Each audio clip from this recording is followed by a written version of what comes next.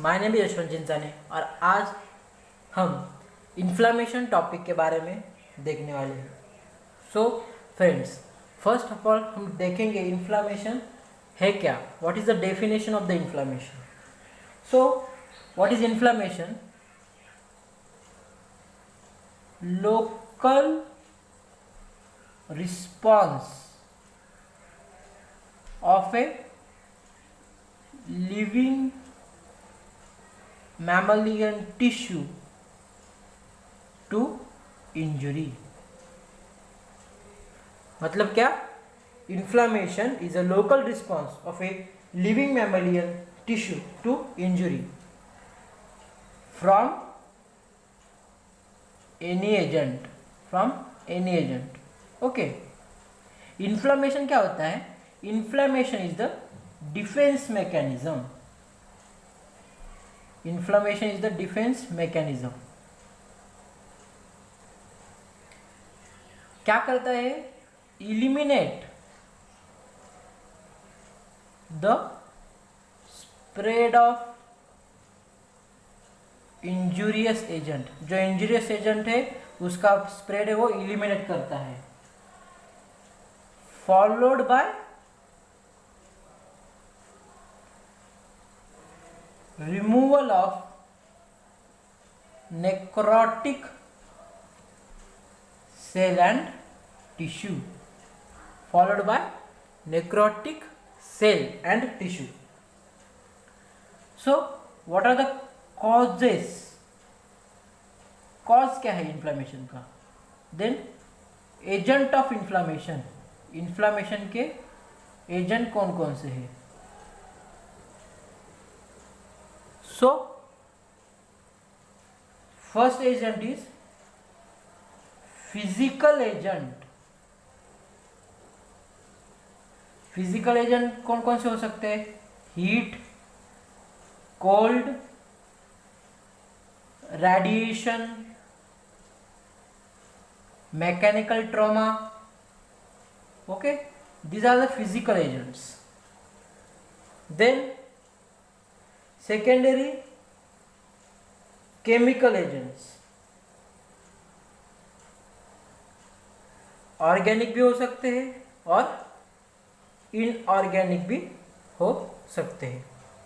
Then third cause रह सकता है इन्फेक्टिव एजेंट के वजह से इन्फ्लामेशन हो सकता है। उसमें आते हैं bacteria, virus, parasite, fungi, okay. Then fourth one is a immunological agent. उसमें cell mediated antigen antibody reaction आता है, okay. Then these are the causes and agent of inflammation। what are the sign of inflammation? inflammation के signs क्या है? so first sign है inflammation का रूबर, means redness। जिस जगह पे inflammation होता है वहाँ redness आ जाता है। then second sign है tumor, means swelling।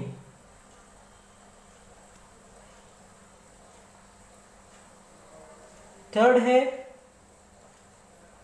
कैलर, means heat।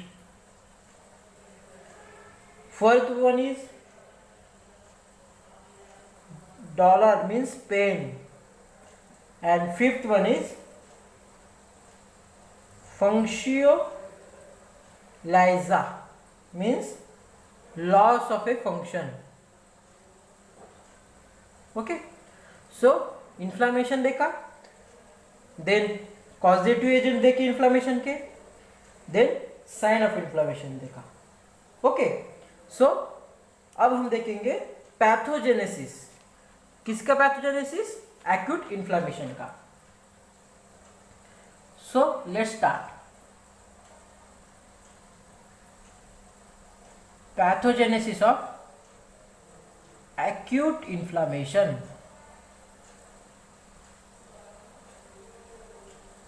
उसमें दो इवेंट्स होते हैं। पहला इवेंट होता है cellular event and second one is vascular event. So हम वैस्कुलर इवेंट के बारे में डिस्कस करेंगे पहले इस वीडियो में, ओके। एंड सेल्युलर इवेंट हम नेक्स्ट वीडियो में बात करेंगे। वैस्कुलर इवेंट्स मतलब क्या? Due to tissue injury,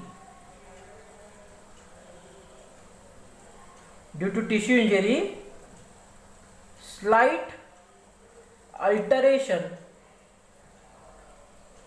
in the vasculature। Tissue injury की वजह से वैस्कुलेचर में स्लाइट अल्टरेशन आ जाता है, ओके। सो वैस्कुलर इवेंट्स है उसमें दो टाइप से, और फर्स्ट में हीमोडायनेमिक चेंजेस हम डिस्कस करेंगे एंड सेकेंड में हम वैस्कुलर परमेबिलिटी के बारे में डिस्कस करेंगे। Vascular permeability, okay. So first of all haemodynamic changes, easy way से बताऊंगा। This is a very important notes. Injury हो गई, मैं बता रहा हूं हीमोडायनेमिक चेंजेस कैसे होते हैं। इंजुरी हो गई, सो क्या होगा? ट्रांजिएंट वैसोकंस्ट्रिक्शन फॉर द 0.5 सेकंड के लिए। वैसोकंस्ट्रिक्शन होने के बाद परसिस्टेंट वैसोडाइलेशन,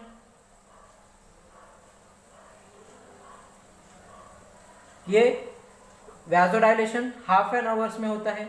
इसमें रेडनेस और वार्मथ हमको दिखाई देती है। देन इसके वजह से क्या होगा?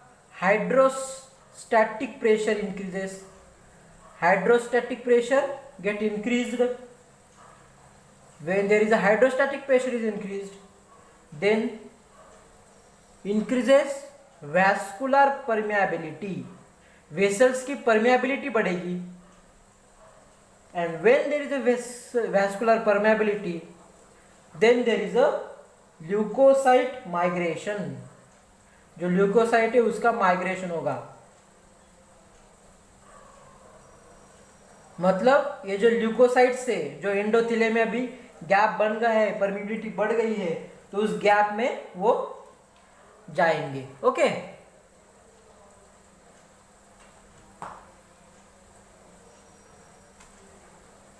इसमें लेविस एक्सपेरिमेंट जो है उन्होंने भी ये अच्छी तरह से बताया है लेविस एक्सपेरिमेंट में, ओके। देन हम सेकेंड देखेंगे वैस्कुलर परमेबिलिटी के बारे में, ओके।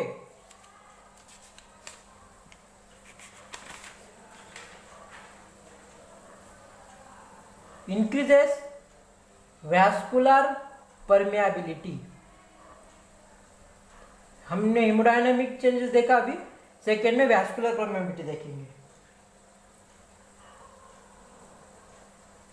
सो इसमें क्या होगा? एक्यूट इन्फ्लामेशन में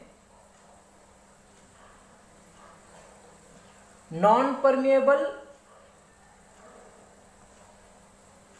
permeable endothelium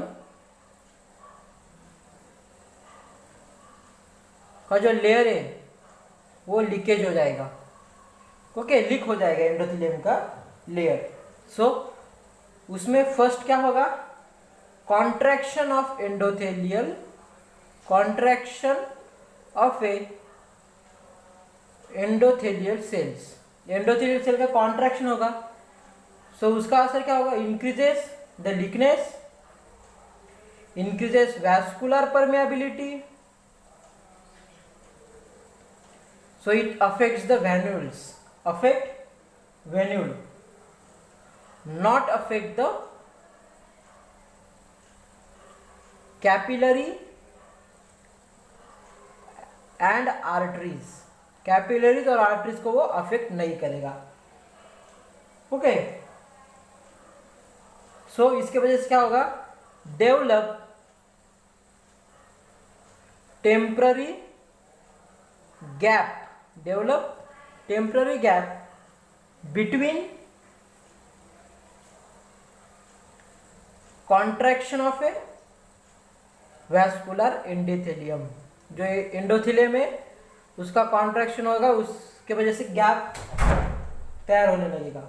okay, so it is because of a histamine and bradykinin, ये जो केमिकल मेडिएटर्स है उसके वजह से वो गैप होने लगेगा। Okay, so after the contraction of endothelial cell, second क्या होगा, retraction, retraction of a endothelial cell, endothelial cell का रिट्रैक्शन होने वाला है। सो वो कौन मेडिएट करता है, कौन से केमिकल मेडिएटर्स है उसके लिए, साइटोकाइन है, देन इंटरल्यूकिन है, इंटरल्यूकिन 1 और tumour necrosis factor, in which there is a structural reorganization, structural reorganization of a cytoskeleton of a endothelial cells happen,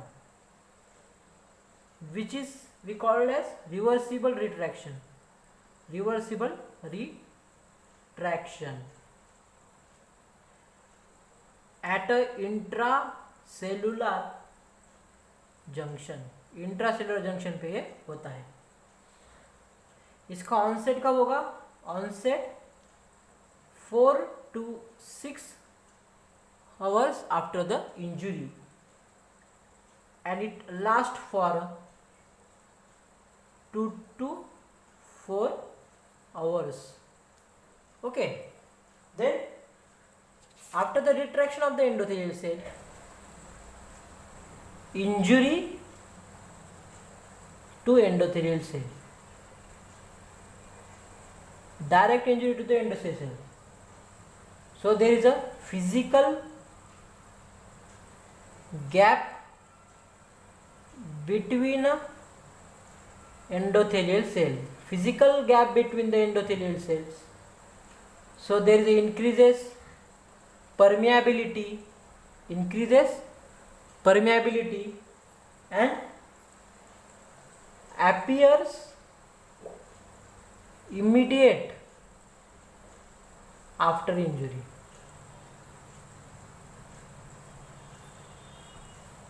And it lasts for several hours or a day. Then fourth one means these neovasculatures, neovascularization, इसमें क्या होगा, those capillary which is under the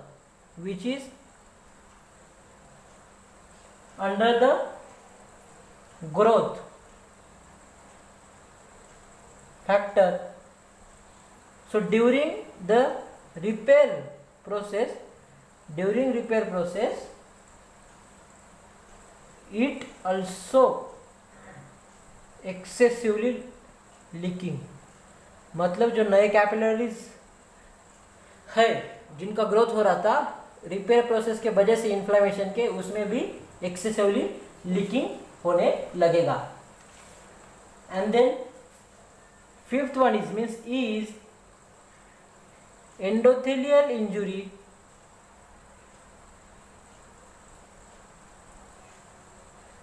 mediated by leukocyte. Okay, इसमें क्या होगा, जो leukocyte है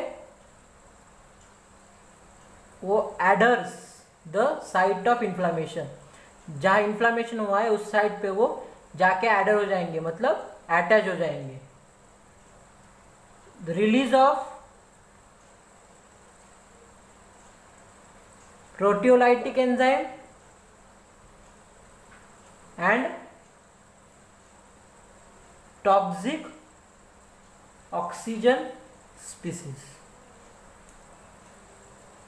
इसके वजह से there is a increase in vascular leakiness and which causes endothelial injury. Okay, so this is about the all about acute inflammations in which vascular event. हमने vascular event देखा, नेक्स्ट वीडियो में हम cellular events देखेंगे। So if you have some doubt ask in the comment section, and अगर आप इस channel पे अगर नए हो तो प्लीज़ सब्सक्राइब कीजिए और बेल आइकन दबाना ना भूलें। Thank you friends.